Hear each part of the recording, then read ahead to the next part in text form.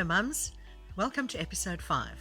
Today I'd like to talk a little bit about what we can do if you actually can't afford to pay back on our credit agreements. So a number of people are finding themselves a bit cash strapped at the moment. Money's not coming in, so they might not be able to service their debt. And the first sort of prize or the first thought that people have is to go for a payment holiday. So to actually stop paying on that credit agreement. Before you do that though, I want to encourage you to go and see if you don't have any kind of credit assurance on those contractual agreements, on those credit agreements. Quite simply, this is insurance that is added by the creditor and you pay for it every month. So in many cases, people don't even realize that they've got this cover. It's just there and it's just added. It might be included in your premium that you pay back in your repayment amount. Otherwise, you might see it if you actually go and scrutinize your statement. You might see it as a credit protection, credit life protection, consumer protection. You might see it there as a separate line item.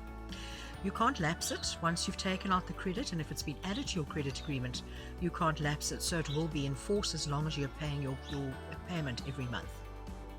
So go and check with your creditor whether credit insurance has been included and what the benefits are, whether you can claim.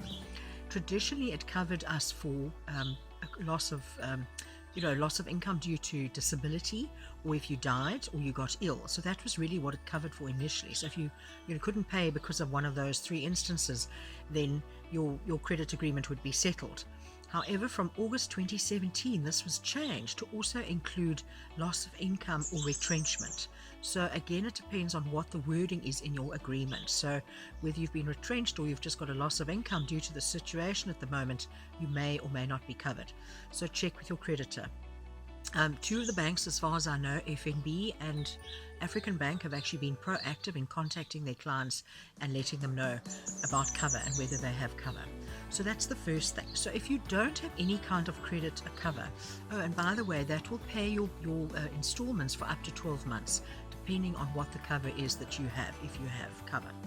So if you don't have cover, what then? And let's say it's something perhaps like rental agreement. You might be renting property and you actually have got an issue, you've got a problem, you can't actually pay your rent.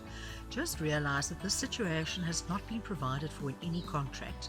So you cannot simply not pay your rent or short pay your rent just because of the COVID-19 situation and crisis that we're facing. You need to negotiate that with your landlord or your landlady. You need to come to an agreement with your whoever you owe the money to, whoever you've got the agreement with. You cannot simply stop paying just because, we're in this situation. So be proactive. Find out if you've got credit assurance on your agreements. And if you haven't, then speak to your creditors and make the right decisions so that it's a win-win for everybody at the end of the day. Thank you so much. Till next time.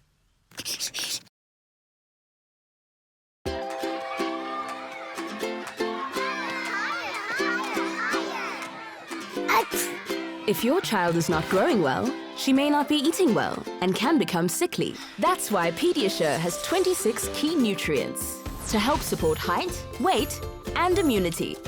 Start to see visible growth in 8 weeks.